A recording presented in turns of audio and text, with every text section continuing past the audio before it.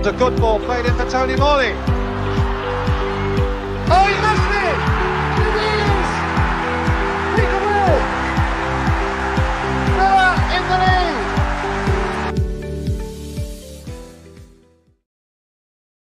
Good evening, Aston Villa fans, and welcome to the Villa Forever podcast.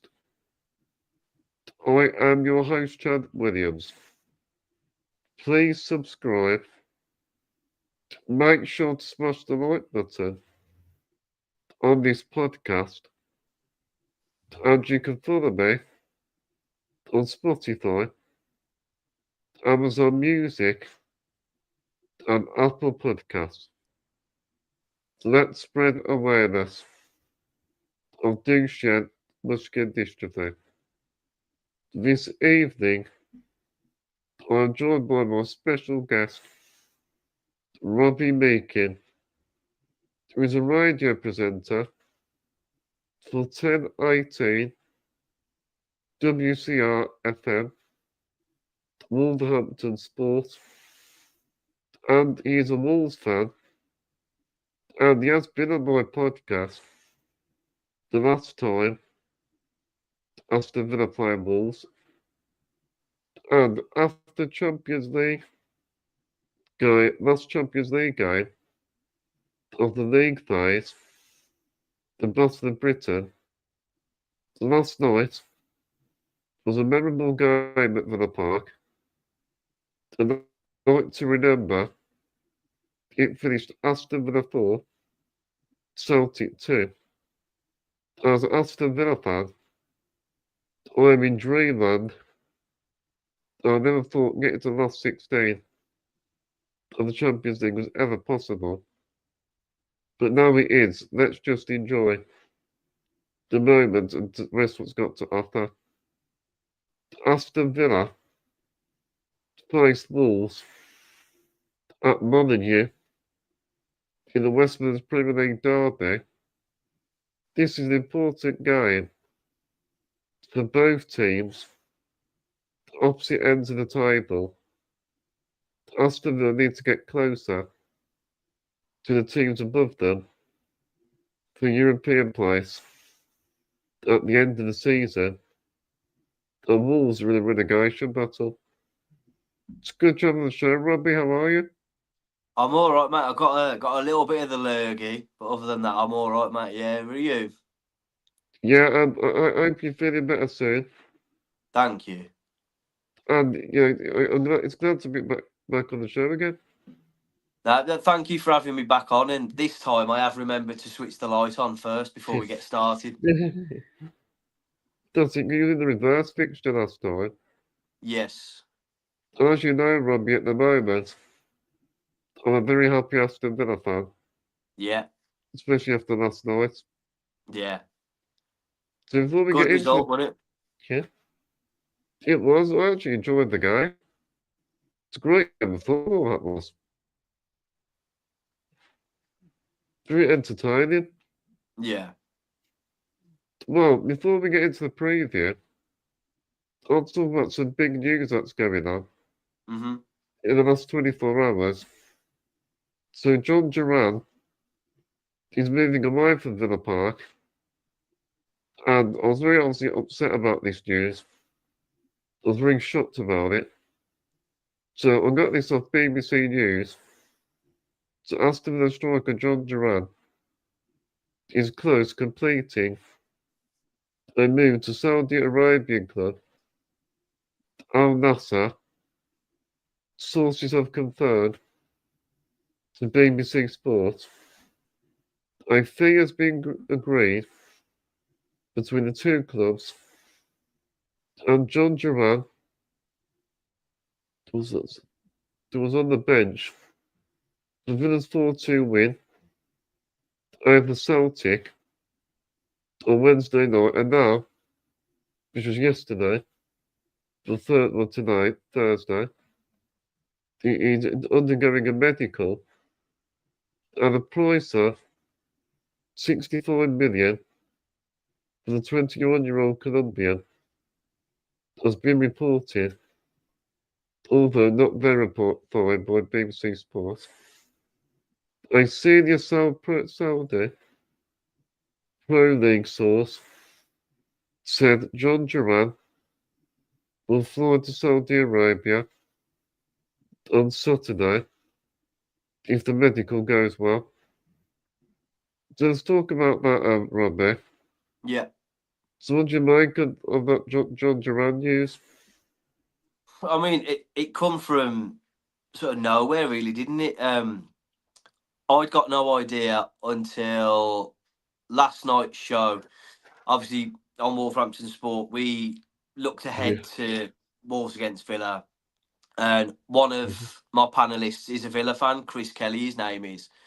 So I called him and just to get his pre-match thoughts and stuff, and he told me the news about like, the Ollie Watkins bid from Arsenal and then the Duran stuff, and it comes as a bit of a surprise, really. I know there was the West Ham bid or interest in the summer, but that was rejected, and he got his head down, and he's looked really good, to be honest. He scored some absolute bangers. His record's been great. Yeah, and I mean, it can only be for the money. Don't get me wrong. Obviously, the transfer fee, great money for him, because I can't imagine West Ham are going to pay anything near that. But for somebody so young to be going over there, it's got to be for cash. I don't think it's a run move, I think, because Emery, the way he develops players, I think Duran should have stayed longer. Because Duran's still young and learning. Yeah. And also on the international stage, for Colombia, you probably know he'll damage his international career. Yeah. And I think, again, look, going back to his age, and you look at him and Watkins, and it just seemed inevitable that he'd sort of be Villa's guy week in, week out. So I think unless there was like a major signing coming in. But shot me. Yeah. He's down to the money, I think, because the Saudi League, it's ruined football, I think. Yeah, and look, we lost Ruben Neves to the Saudi League, and I think it was always one of them. We knew he was going to go, but I thought, mate, I know Barcelona was sniffing around for a while, so I thought maybe something like that, or where he's going to step up a level and he's going to go on and win things and better himself. But he'd gone over there and he openly admitted, I've come for the cash. I've come to support my family, which won't have done his football career any good. And I think it's going to be the same with Duran. It's in footballing terms, it's definitely a backward step. But the thing is now, we let Douglas Luiz go for PSR reasons. Then you had Moussa Diaby, but he went to Saudi League as well. And I got John Duran leaving. Yeah. So we're signing a lot of our good players. Not some of them, yeah. That's what I personally think. It's definitely, footballing wise, it's definitely the wrong move for him. And as well, as a striker, we only got Watkins now because Arsenal were interested in him. But I reckon he's staying. Because he's our main striker. There's no way Ollie Watkins leaves now. No way. Well, no, because they've got a main striker then. Yeah. No, there's no way. Watkins stays put with us. We've been linked to Joe Felix and Cunha. The thing, they're both, like, for me, they're both number 10s. I've just had a sort of discussion with an Arsenal fan on TikTok Live, and Matheus Cunha isn't a number 9, he's a 10, and I think Felix is as well. Yeah. So if you're looking for an out-and-out number 9, it's neither one of them. I just don't think with Felix, I think he's got a sort of profile where Emery can get the best out of him. Yeah. Because at Chelsea, he's been out of favour, really. Yeah. I don't think that was a good move for him. No, I mean, what do you make of Matheus Cunha? The rumours? I mean, it's one of he's definitely too good for Wolves, and there's obviously going to be teams looking at him. I think it'd be a huge mistake to let him go now. I think if you sell him, you've definitely admitted relegation, Yeah. which I personally think is the case anyway. I think Wolves are going to go down, and I said this at the end of October. But keep hold of him. Just say, look, mate, just give us till the end of the season. Whether we stay up or go down, you can leave as long as we get good money. You can leave. I mean, he was what 50 million signing ish. Yeah. Get that back. Try and get a bit of profit. Maybe hopefully, if there's enough teams interested, you could have a bit of a transfer tug of war. But he's definitely going. It's just a case of how he does it. I think Lemina's done it possibly the wrong way. I just hope Cunha does it by getting his head down, knuckling down, doing his best, and by showing teams what he's capable of and saying, look, come and get me. And Cunha, he's one of your best players. One of your best player, probably. I'd definitely, I'd say 100% he's the best player that we've got. Because what it is, with these goals, you need goals to keep you up. Yeah. You haven't got that, what you said. You admitted relegation. Yeah, and I know Jurgen Strand Larsen picked up an injury against Arsenal Saturday, but there's been no update on that, to be honest. So I don't know if it's just a little niggle or if it's serious. And the reason why I think he's picked up an injury, and I'm surprised he didn't sooner, was because he's our only out and out number 9, and he's been overplayed. Like Gary O'Neill questioned his fitness, but it's because he's playing 90 minutes pretty much every game, sort of thing, and just you're too heavily reliant on him. And don't get me wrong, he's got a handful of goals, but like you say, you struggle for goals. We concede a lot, which leaves us a lot to do anyway. But if you're not scoring, then you're not going to win games, are you? And Cunha, I've seen on some rumour that he's in talks with a new contract. Yeah. Discussions are going, I think, at the moment. I think that was around about, I think some point in December. It was all coming about a potential new contract, and then it was his agent or himself is looking to get like a relegation clause put into the deal, but the club were apparently refusing. But now there's all this talk of a move. So I'm like, was it legitimate? Like, was there a contract there ready to be offered, or has it been put out there to try and entice teams to come in? It's a difficult one, but he'll definitely go. I just hope it's the summer and not over the next few games. Cunha's got 2 years left in his contract. Yeah. Let's talk about last night's memorable game at Villa Park. So, did you watch the Celtic game? I didn't know. When I come back from radio, it was just get my head down and just try and get some kit ready for work. So, what are your thoughts on that game then? Looking back on it today, it was a good win. I think Morgan Rogers, he's class, isn't he? Was it Rogers for him? Sky's the limit for Morgan Rogers. Yeah, absolutely. And I didn't know he was actually like a local lad. I know he was like at City's academy, but I didn't realise they signed him from West Brom's. Wales, Owen. Yeah, which I'd got no idea of. But I do really like the look of him. To be, he's not somebody I'd seen much of until he signed for Villa, but he does look really good. It's nice to see Watkins get on the score sheet, especially with what's going on with John Duran and this bid from Arsenal and stuff. But yeah, a really good win, and obviously that secured your top sort of space in that top group in the Champions League, hasn't it now? So congratulations. Well, thank you. I'd just like to say a massive thank you to Unai Emery.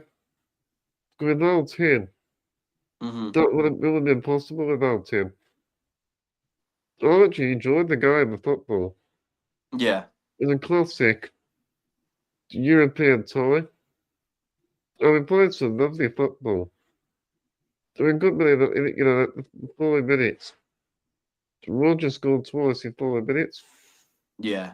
And he deserved the hat trick as well. But I had to laugh. I was just scrolling through TikTok earlier. You know this Gillette Soccer Saturday challenge, and like Yeah. they'll wait to see who scores the first goal, and then they go and have a night out in that town Yeah. or city. They were like, oh, you know, everyone's kicking off at the same time. It could be Milan, it could be Madrid, it could be, you know, a host of these European cities. Bang, Rodgers scores for Villa, and they're like, oh man, could have been all of these, and then they've gone on a night out to Birmingham. So I hope they enjoyed Yeah. themselves. I bet Birmingham was buzzing last night though. Oh, I bet they all deserve to celebrate. The whole city's buzzing. Yeah. And also, let's talk about Champions League. I actually love the new format. It gives all the teams a chance. And I can't believe that we finished above the likes of Real Madrid. It's Bayern mad. Munich. On paper, it's mad. It is. I'm enjoying every minute of it. Yeah. It's made it really interesting. Yeah, and it's moments like this. Obviously, like when Wolves had that season in the Europa League and we did really well. That was something I never thought I'd see. You know, like little old Wolves in Europe and that. But what Villa are doing and what Emery's doing, I thought it was a really good appointment, and I knew he'd do a good job, but I didn't realise he'd do this much of a good job. And to see Villa doing what they're doing now, and obviously, you know, you're going to get your bitter fans and stuff like meh. But you can't help but admire what the whole football club are doing, and I'll take my hat off to everybody involved. I mean, it's incredible. It's in a short space of time. Yeah. And like I said a few times, we're not that finished article yet. Yeah, he's still. Matt, give him more time and more time to build, and you could. Do you reckon you could be looking at like a title push? Maybe in the future, maybe. Yeah. Just enjoying it for now. Champions League. Enjoy the ride. Yeah. And you get these enjoy like every minute Champions of it. League. You get these one-off games. I'm going into a new format. You get these one-off games.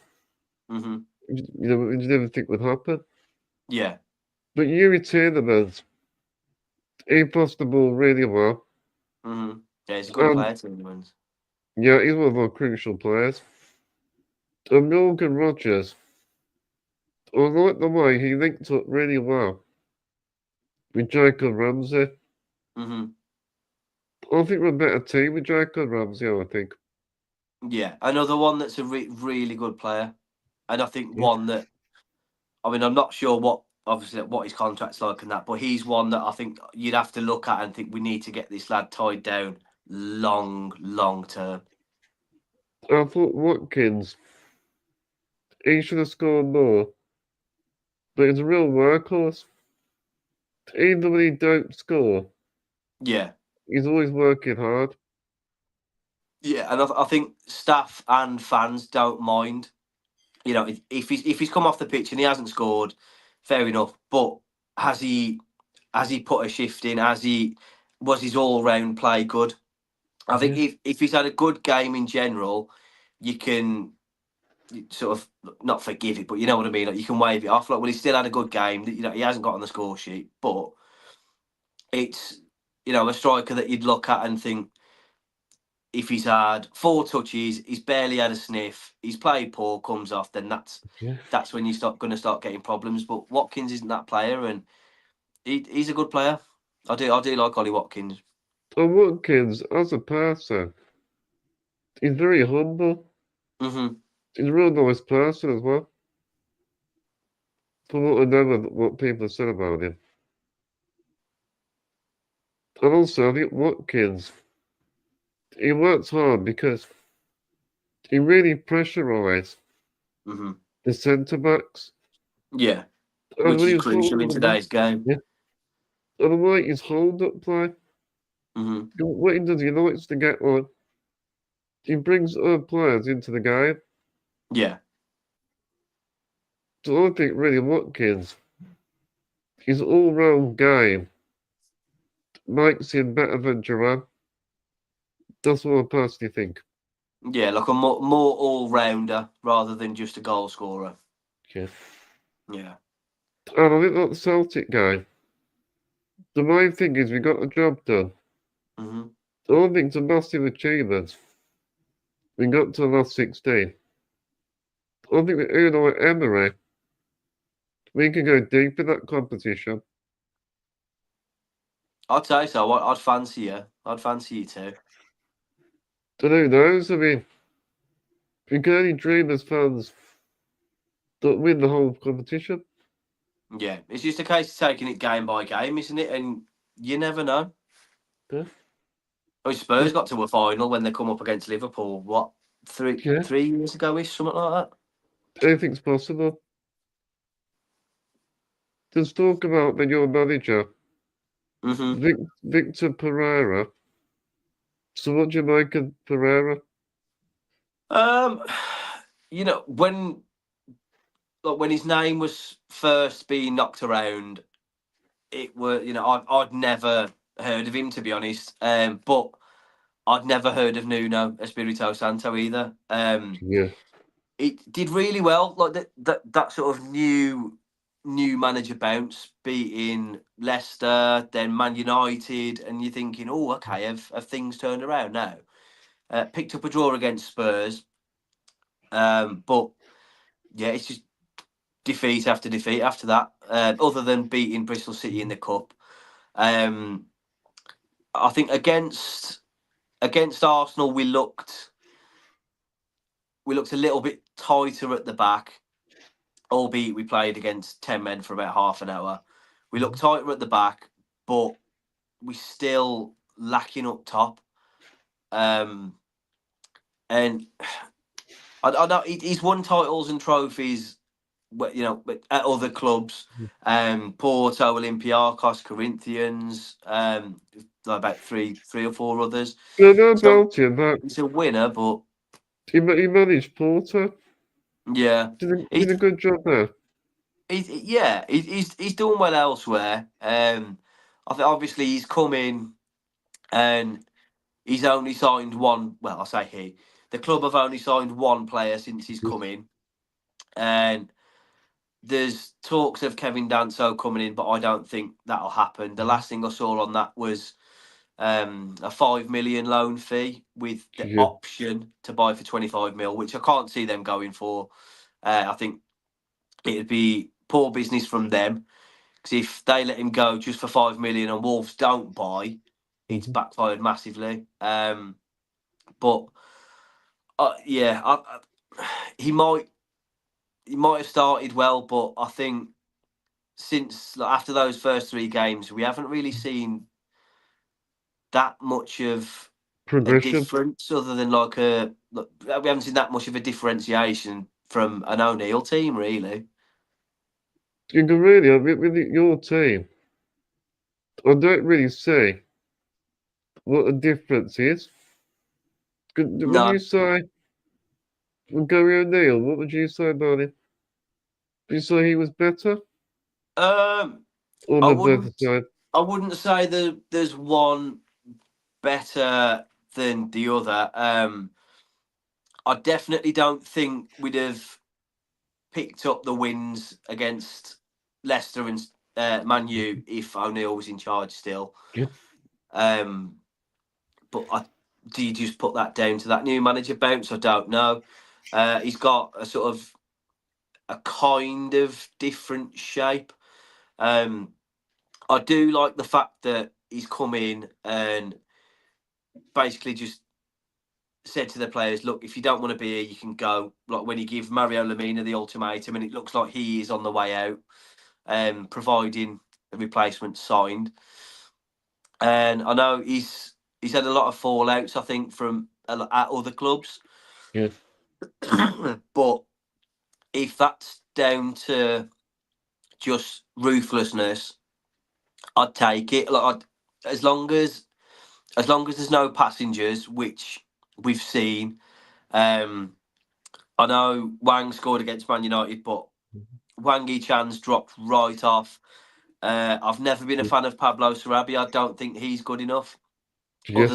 Other than 5 minutes against Spurs, he hasn't done anything. Do you know what Jean-Luc de Bueno? Bellegarde, I don't rate him either. What Bueno? Do you know what Bueno? Santi Bueno at the back. I do. I think he needs. He sort of reminds me of like a Connor Cody type. I think he Yes. needs physicality around him, which we've now got in Agbadu. But Matt Doherty's been sort of filling in on that right side of the back three, which doesn't really work for me. So hopefully we can get somebody in. Totti Gomez is supposed to be back soon from injury, but I think as long as Bueno's got physicality either side of him, we'll be okay. With Victor Pereira, I don't really know much about him. Mm-hmm. As well, I don't think any Wolves fan does really. I never really heard of him before. I never I had a would clue. say actually, I'm not really sure he's the right person for the job to improve or take them forward. No, I think it was a case of I know it's like the sort of cliche thing, but he's Mr. Right now. He's not Mr. Right, but he's Yes. Mr. Right now. Yes. It's just somebody that's just come in to fill that gap. I think for me, O'Neill should have gone earlier. I think O'Neill should have gone after. I think it was defeat to Brentford just before the international break. Yeah. Should have got rid of him then, and then give him a little bit more time to get somebody in. I know at the time, Moyes and Potter were being knocked around a bit, but they're stuck with O'Neill, and it just there was no yeah, like we beat Southampton and Fulham, I think it was, but I think that just prolonged the inevitable. I think O'Neill was always going to get the sack. It should have happened a lot sooner, but yeah, Pereira's in to do a job.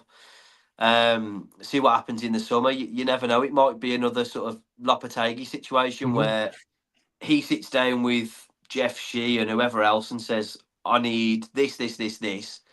They say no. And he goes, all right, then we'll see you later. Football is all about timing. As well, I think in football. Mm-hmm. You can change so quickly. Oh, 100%, yeah. I think with Wolves as well. You got a lot of issues in dressing room. Oh, what's the Arsenal guy? Mm-hmm. What do you think of that red card?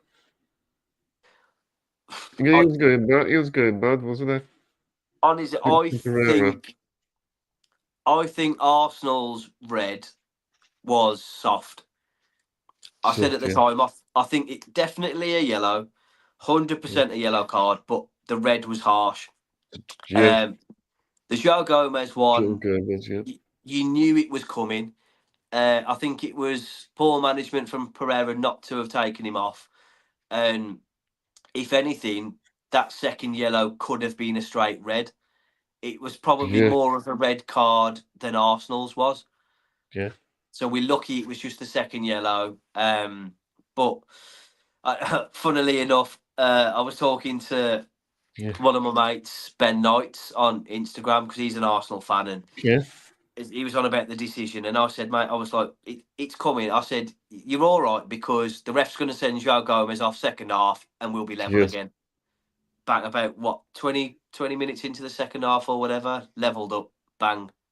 Mystic Meakin. And then it only took them 4 minutes to score when they were level on men.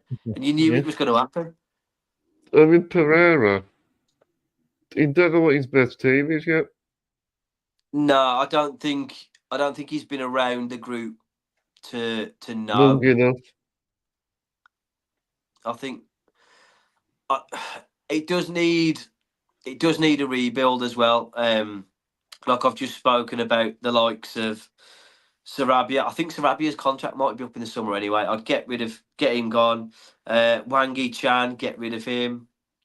Bellegarde, I don't know where he really fits into the team. Tommy Doyle should be given more of a chance, but now if he's playing just a midfield two, I don't know. It's a tricky one, but we definitely need to strengthen. We need another centre back. I think it was a mistake letting Hugo Bueno go out on loan. He should have stayed to compete with Aït-Nouri. We need another striker. We're going to need another winger, maybe two. So it's going to be an interesting summer whether we go down or stay up. Because as a Wolves fan, it must be very worrying times. Come on, my granddad, he supports Wolves as well. Yeah. I'll say the same thing to him. It's hard motivating a team. They're struggling at the moment because there's low morale. Yeah. And I'm thinking the Wolves dressing room, the weak mentality. Yeah, there doesn't really seem to be a leader. You look back and you had the likes of Neves, Matinho, obviously Connor Cody, John Ruddy was quite the voice in there, but I don't see who that man is now. I don't see who would be the one to sort of just stand up, speak up, and just scream at him. You know what I mean? I don't see who is that person in the squad.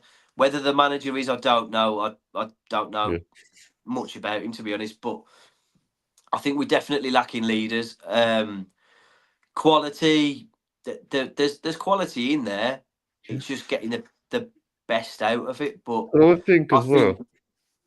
Sorry, carry on. And defending's a big concern. Oh, massively. You can't defend. No, and we've leaked goals all season, which, like I said, it's always give us an uphill struggle. Like if we've got to score 3 or 4 to even get a point, it's not happening. Yeah. Just talk about the game on Saturday. The 5:30 kickoff. Yeah. So what do you expect for the Wolves game? I expect lots of very happy people travelling south out of Wolverhampton train station. I can't see it going any other way, to be honest with you, other than a Villa win. I really can't. I know a lot of people all say, well, form goes out the window, it's a derby and all that. You're not doing it, team. You're not doing it, team.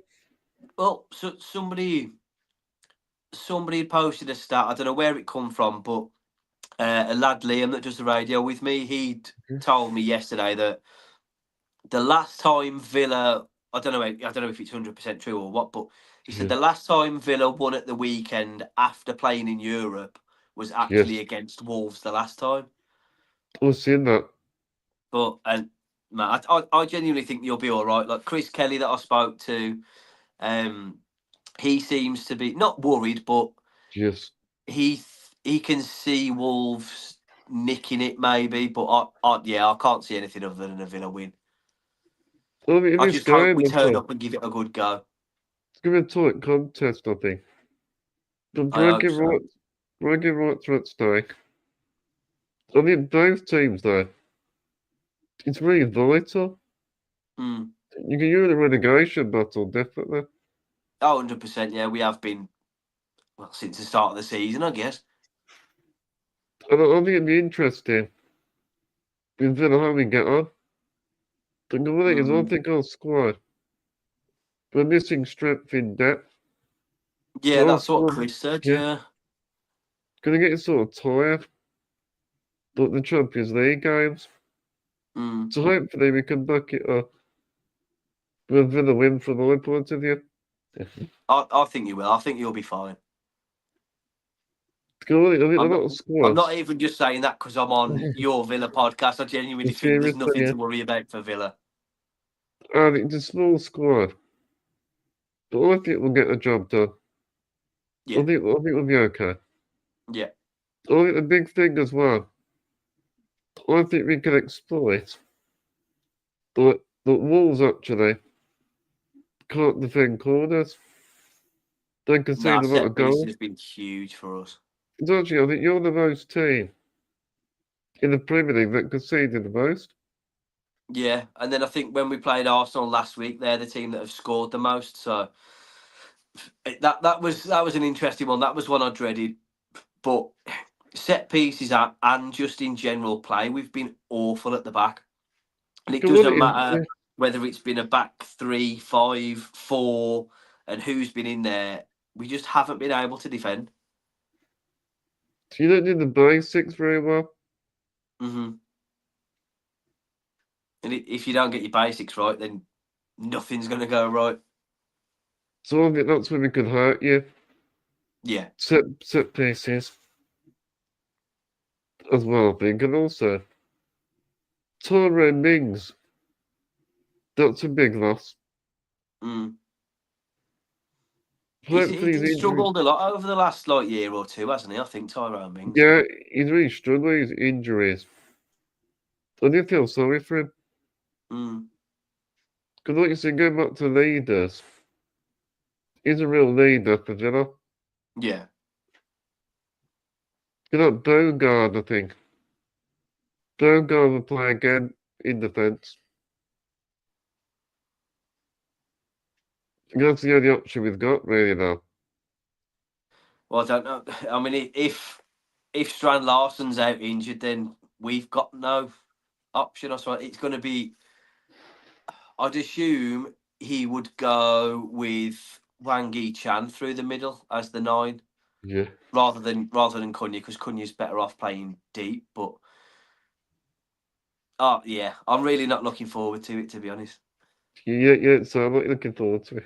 Nah, I dread every game now. I just I know full well it's one of them. You accept defeat before you've Yes. even seen the lineup come out. You just know it's coming, but you can't help Yeah, but watch. You've still got to watch, even though you know what's coming. I think we'll be okay. But probably our weakness would be at centre back, I think. Mm. Don't Oh, put you'll be him fine. down, God. Yeah. And from the Wolves' point of view, where do you think it causes problems? Not much, really. That's a tough question. Um, probably,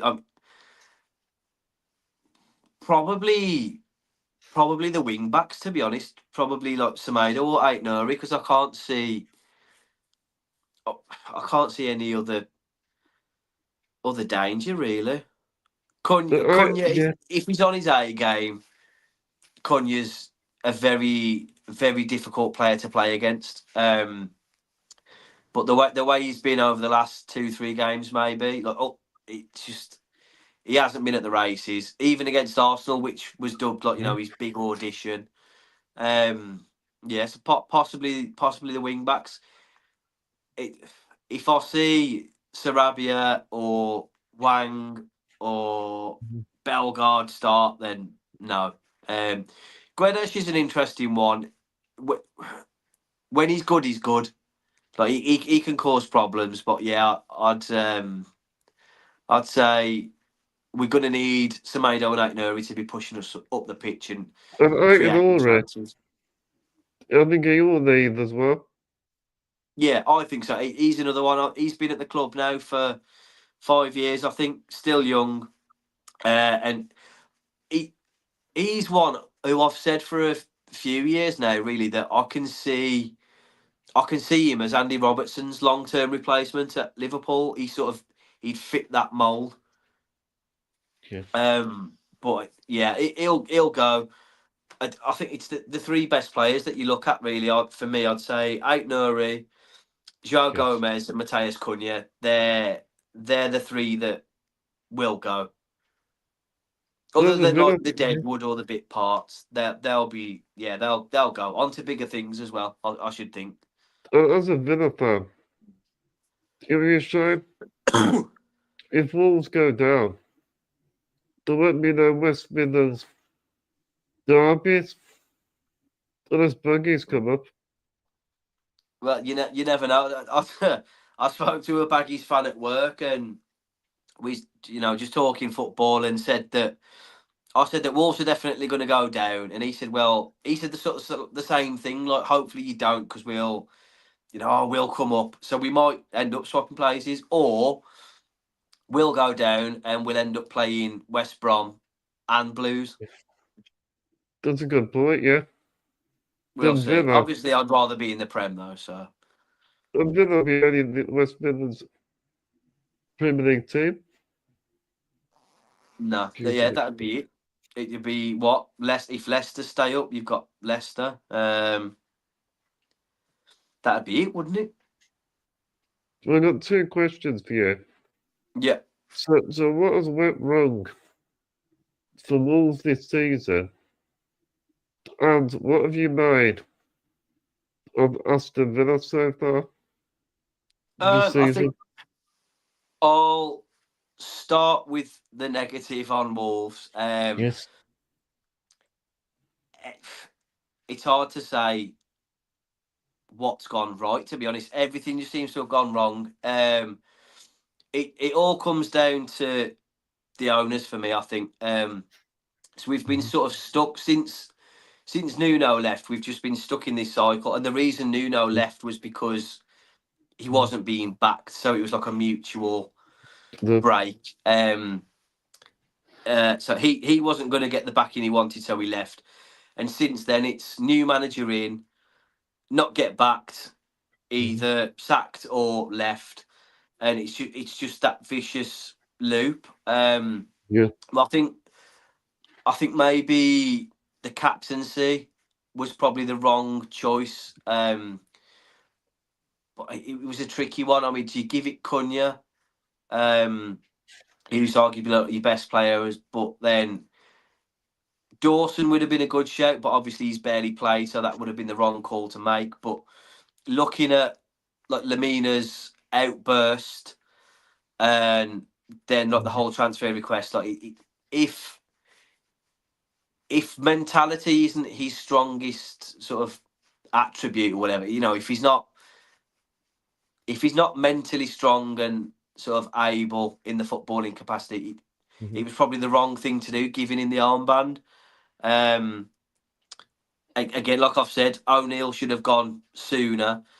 Just nothing's gone right really. And then you flip that, and you look slightly further south than Wolverhampton to Birmingham to Aston, and just everything seems to be going right at Villa. To be fair, like since the new ownership and the new management and stuff, it's Villa are one of those teams that I think everybody should look at, and sort of like a Brighton as well. Like these are the clubs that you look at and think we want to run like these, we want to operate like these. And I swear, like I think if you asked any Wolves fan if they were envious, anybody that said no is 100% a liar. Yeah. Definitely lying. And it is good to see. Like I've got loads of Villa fans in my family, and just for the sake of local football, it is good to see. And I'm always one of them. As much as we can have a laugh at Baggies and Blues, I'd love to see all four in the Prem again at the same time. It would be brilliant. Can I remember actually a few years ago, not 14 years ago, that all the West Midlands teams were there. Yeah, it was brilliant. Obviously, we don't talk about Walsall because they're never going to be in that conversation, but it'd be great to see all of those four, yeah. There's a good Walsall actually. They're going to get up to League One, I think. Yeah, then the they have others, had a good season. I think with Blues, obviously I Mm, want them to play them again. The second City derby. yeah, I think Just so we that's can, why. yeah, Look, when we got West Brom in the cup last season, it was big. Obviously, like we beat them, and that was all good. But you, it's a shame that like these games can only come in cup yeah. competitions at the minute.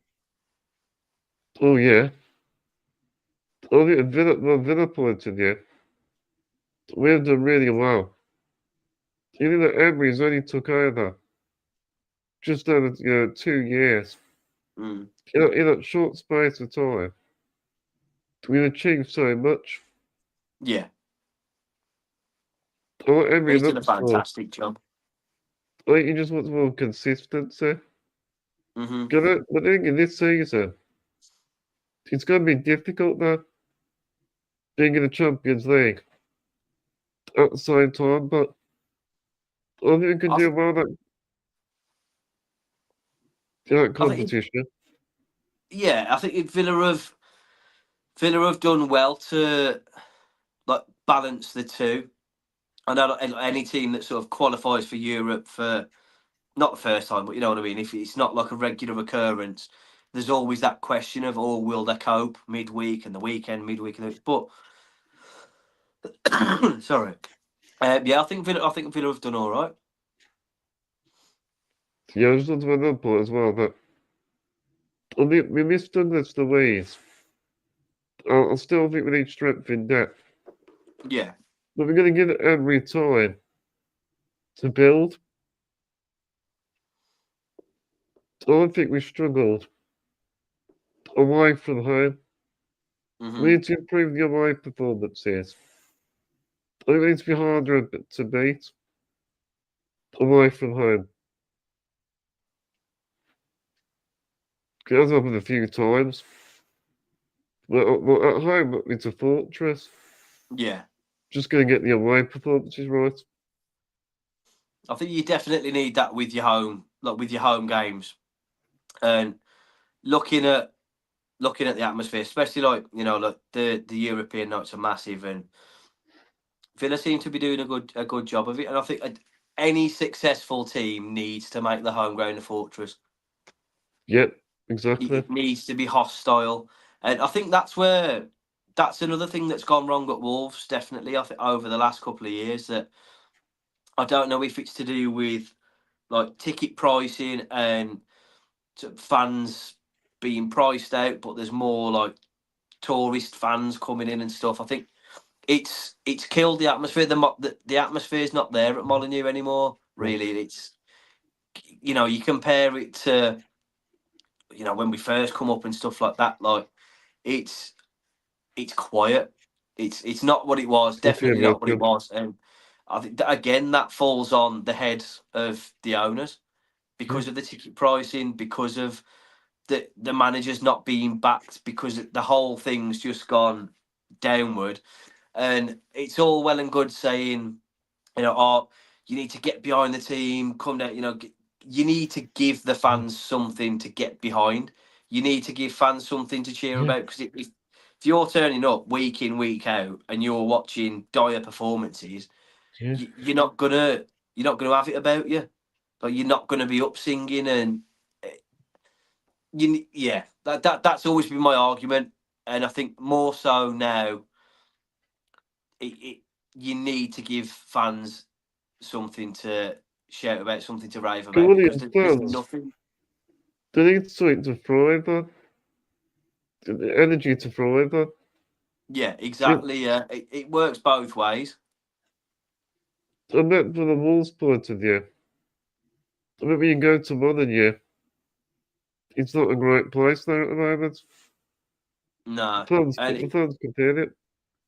yeah, and Molineux's always been a place where, like, when it's bad, things can get really toxic really quick. Like Okay, Michael. I was there week in week out, and Wolves had the double dip relegation to League One, and I've seen, Oh, you yeah. get regular arguments between fans, but I've literally seen fans, next to each other or in front or behind of each other, and there's been fist fights in the crowds and stuff. Just Oh gosh. yeah, it gets bad. And I think if any team coming to Molineux sort of preys on that, and that can cause real damage. Yeah. I bet we knew that. I bet as a Wolves fan, you really miss him. Oh, massively. I mean, I what a was job. gutted when he left. Obviously, it didn't work out for him at Spurs, but he's coming at Forest, and it was one of them where you sort of think, oh, now I wonder how that's going to go. But he's done an amazing job. Oh, Forest, yeah. Yeah, and it's one of them where you sort of I know COVID knocked him around personally, which it did a lot of people. But it's one of them where you think, could we have been there if he'd have had the extra backing? You know, from going from finishing 7th and Europa qualifying for League. Europe and stuff like that. If we'd have just, well, I say if Fosun would have just give him what he wanted, Yes. that could have been Wolves. Well, look at Spurs.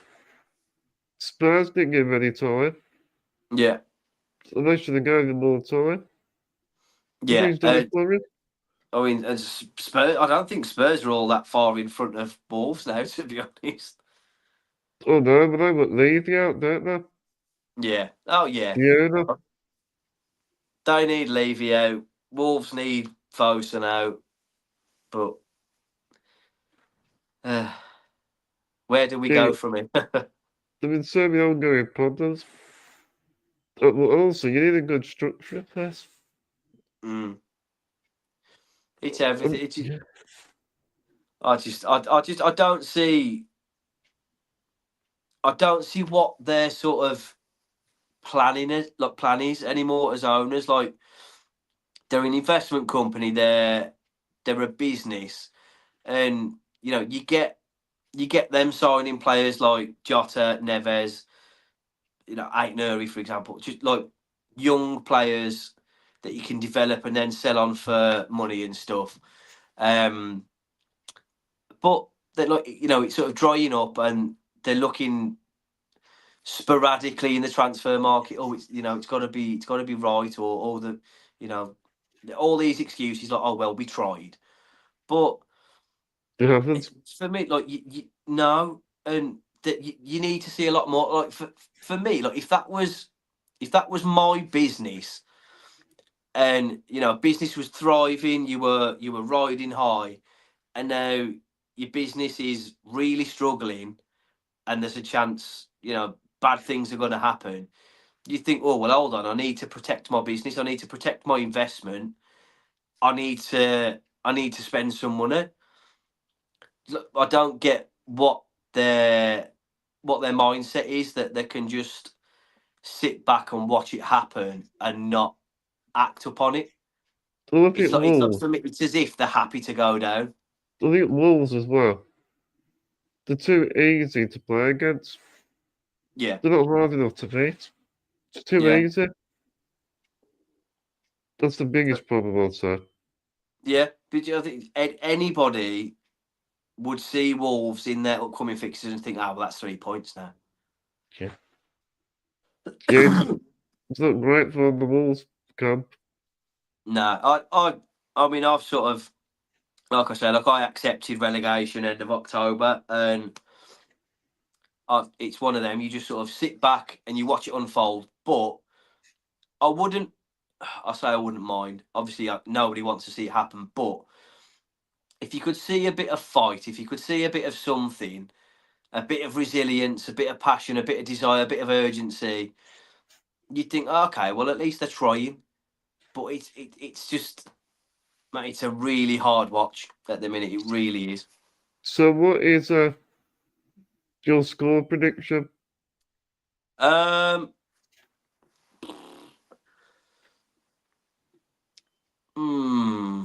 I'm gonna go with